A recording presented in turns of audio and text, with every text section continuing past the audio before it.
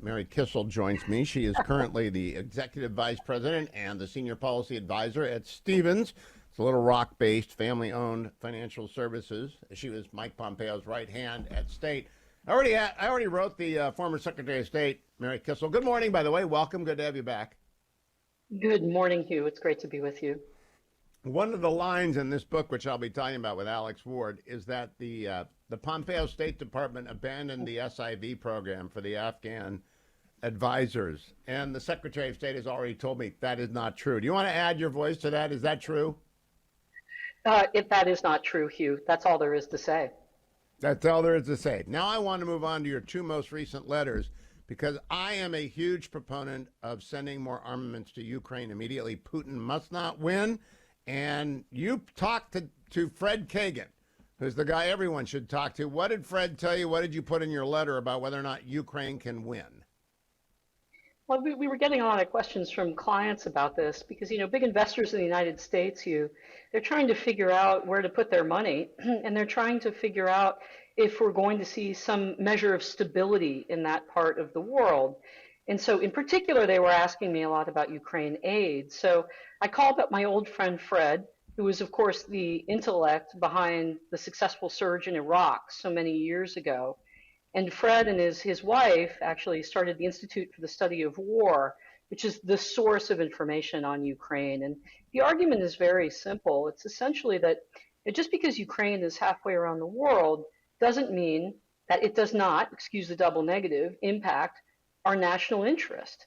Vladimir Putin has had designs on Ukraine for many, many years. We know from historical experience that he moves into vacuums.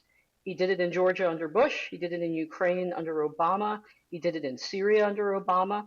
He also did it a bit when we were in office going into Libya. And this is a nation that geographically is on the doorstep of Europe. You see the alarm in Eastern and Central Europe. And Fred makes the point, and I think it's a good one, that this is not akin to Iraq and Afghanistan, as you hear a lot of people in Washington talking about.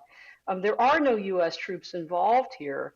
And in fact, if you look at Putin himself, right, when you hear people say, gosh, we shouldn't care about Ukraine, we should care about the United States. Well, we should care about both because Vladimir, it's not a Russia-Ukraine fight. This is a Russia-China-Iran fight versus the free Western order. And Vladimir Putin, he's not a cuddly bear, Hugh. This is a guy who, as we recently learned, could test nukes in space. He uses chemical weapons in Western territory. He launches cyber attacks on us. He kills his opponents. But, again, you could make an argument that's Russia's problem. What matters for us is that he has threatened and invaded sovereign nations, and he says he's going to do more of it. So if you think that the world's largest nuclear power that is doing all of these malign things is somehow not a threat to us, I don't know what to say. I don't know if you know your history. Russia has invaded Poland at least twice in the last 300 years. I think maybe it's 4 times. And the Russian expansionism, Nixon predicted this after the Soviet Union fell apart. He said, beware Russian imperialism. The Tsar is not dead. He's sleeping. You agree with that, Mary Kissel? Yeah, I absolutely agree with that. And also, too, Hugh, Ukrainians want to build their own military-industrial base. They want to be self-sufficient. So Fred's argument, and I agree with this, is look, we need to supply them while they build that industrial base because they're trying to stand up on their own. But the nations of Europe simply don't have the ammo and the equipment, the materiel to fill that gap. And that's why we need to fill it. And it's good for us. Just as China, absolutely, and just as China is filling the Russians' gap, right, and helping prop up that economy. And it's good for us to reindustrialize our ability to produce ammunition. Before we run out of time, though, Mary, I want to talk to you about, I had never thought of this before. I know that money is fleeing China and that the Chinese stock market is down 40%. I know that we've got technical recessions in Japan and in Great Britain, and I know we're probably headed for a change of government. You say that's not bad. But I had never seen anyone before, until I read your letter, think about endorsing the idea of investing or looking at investing in places like Argentina, New Zealand, Italy, and Canada, in anticipation of Pierre's win next year. Does anyone run a fund of emerging liberal-minded governments? Not that I know of, Hugh, but I have another example to add to your list of actually a place not to invest, which is China. Just in these last hours, HSBC came out. They took, what was it?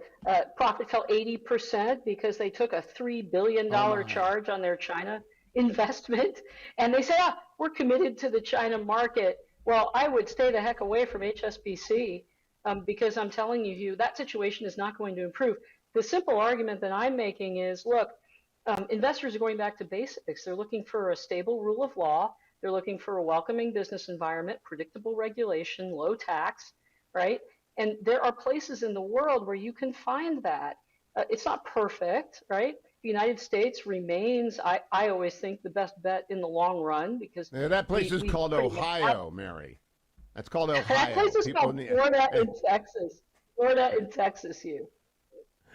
Well, no, Tennessee is fine, Virginia is fine, but Ohio is also doing great. That's why Intel went there. Arizona's got the flat tax at 2.5%.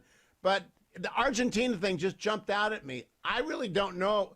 I don't know if I would bet on Argentina, given how Well, deeply I socialism is rotted. yeah, well, they balanced the budget for the first time, and that happened within just a couple of weeks, essentially, of Mr. Millet taking over the government there, which shows you what political leadership can do. I'm not saying put your whole portfolio there, Hugh. What I'm saying is look to the places where you have these foundations of a positive investment environment and you have the prospect of pro-business, pro-competition political change. So that's Canada. That's what happened in Greece. That's happening a little bit in Italy. It happened in New Zealand under the National Party. It could happen also here in the United States. But essentially, it's don't just look at the fundamental economic environment. You have to layer the politics over that. So that's the kind of Yeah. thing that I'm talking to investors One about. of the things that North America, and we have a minute left, Mary Kissel, we could be exporting liquefied natural gas. We could be exporting energy from Canada, Mexico, and the United States. North America could actually be the world's gas station. Do you ever think we're going to go back to doing that? I think we will, Hugh. I think we have swings and roundabouts in our politics, and we're experiencing a swing against those things you mentioned. But I'd add another story into the mix, which is in Quebec. Quebec is sitting on top of massive natural gas supplies, and the state government there banned you oil and gas production. So the Quebecois are paying enormously high electricity prices, and that bleeds into northern New York. It bleeds into Massachusetts because there are pipelines that go from Quebec down to those areas. And that's one of the reasons why, if you're sitting in Boston, you're paying these high prices. Could that change if you saw a conservative led government in Canada? Hard to say. It's a state issue. National government has limited power, but it is insane that Quebec isn't also unleashing their natural gas and their oil, just as it's insane that we're putting constraints on ours. So that's a story I think that should be followed more closely. It's a great story. I think you have more confidence in British Labour Party than I do. I know Keir Starmer wants to appear to be a happy face, but behind him lurks Jeremy Corbyn and all those people. And I know Rishi Sunak is not they're not a very exciting conservative party because David Cameron's back. And I'm glad you got a lick in at him. I mean, it's crazy. They're not a conservative party. They're kind of a squish party. No. Well, they're a technocratic party.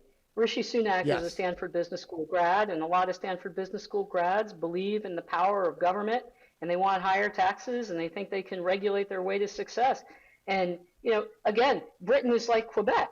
It's sitting on top of huge stores of natural gas, and the Conservative Party didn't make that argument to the British public. They didn't dispel these crazy fictional stories that somehow, if you frack the technology that's more than 50 years old, somehow we're going to have earthquakes in Britain. That's just nonsense. And I so wish I had a Britain button. finds I itself miss Liz Truss. self-constrained. Crazy. I miss Liz Truss. I wish they'd given her a chance, but they killed her because the technocrats killed her. Mary Kissel with Stevens. Thank you, Mary. Always a pleasure. I love reading your stuff.